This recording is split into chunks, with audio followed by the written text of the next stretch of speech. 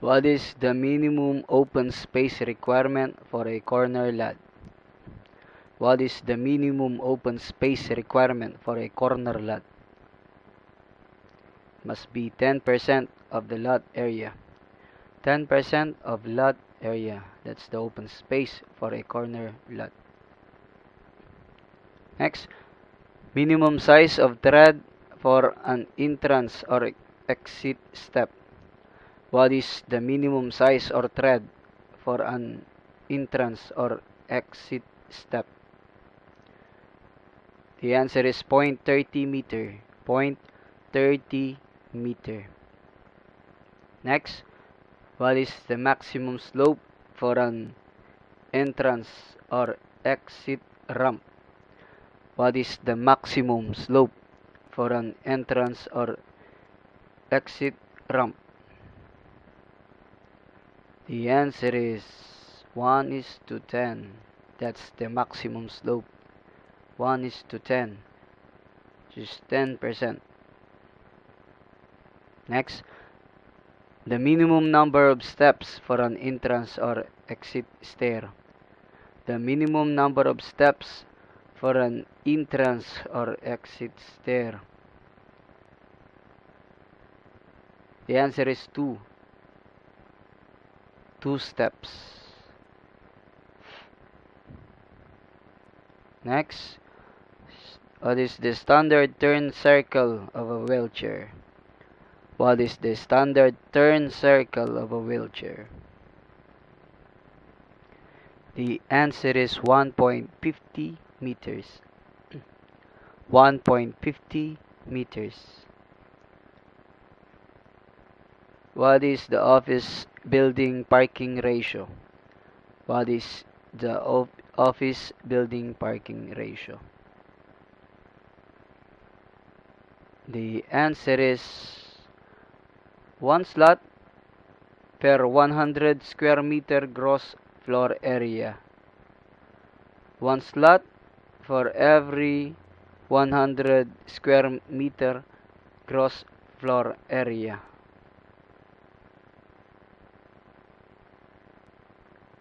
Next, what is the standard size of a perpendicular parking slot?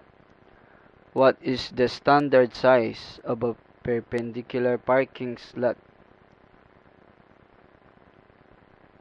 Is questionable.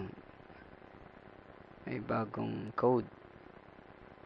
I think this is 2.15 by 5 meters. But here, the answer is 2.40 by 5 meters. Next, what is the hotel building parking ratio? What is the hotel building parking ratio? The answer is 1 slot per 10 bedroom. That's for hotel. 1 slot per 10 bedroom. Next, what is the hospital building parking ratio? Hospital building parking ratio. The answer is 1 slot per 25 beds. 1 slot per 25 bed. What is the maximum distance of a handicap parking from the facility being served? What is the maximum distance of a handicap parking from the facility being served? It must be 60 meters. This is the maximum. 60 meters. Next, what is the college and university parking ratio? College and university parking ratio. The answer is 1 slot for every 5 classroom. 1 slot for every 5 classroom. Next, what is the theaters, cinemas, auditoria, and stage parking ratio? What is the parking ratio for theaters, cinemas, auditoria, and stadia?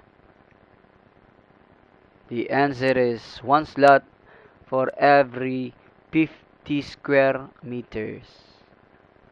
One slot for every 50 square meters. Next, what is the minimum number of a wheelchair seating space for 51 to 300 seating capacity for auditoriums? What is the minimum number of wheelchair seating space for 51 to 300 seating capacity for auditoriums? It must have at least 4 wheelchair sitting space. That's minimum 4. Next, what is the minimum width of a drop curb? What is the minimum width of a drop curb? The answer is 0.90 meter. 0.90 meter. Next, the minimum dimensions of an accessible elevator. The minimum dimensions of an accessible elevator. The answer is 1.10 by 140 meters. 1.10 by 1.40 meters. What is the maximum distance of an accessible elevator from the entrance of a building? What is the maximum distance of an accessible elevator from the entrance of a building? The answer is 30 meters. 30 meters. What is the minimum height of signs on walls and doors for the disabled to see comfortably? What is the minimum height of signs on walls and doors for the disabled to see comfortable? The answer is 1.40 meters. 1.40 meters. Next, what is the minimum door width for an accessible elevator? What is the minimum door width for an accessible elevator? 0.80 meter. 0.80 meter minimum door width for an accessible elevator. Next, what is the minimum dimensions for an accessible water closet stall?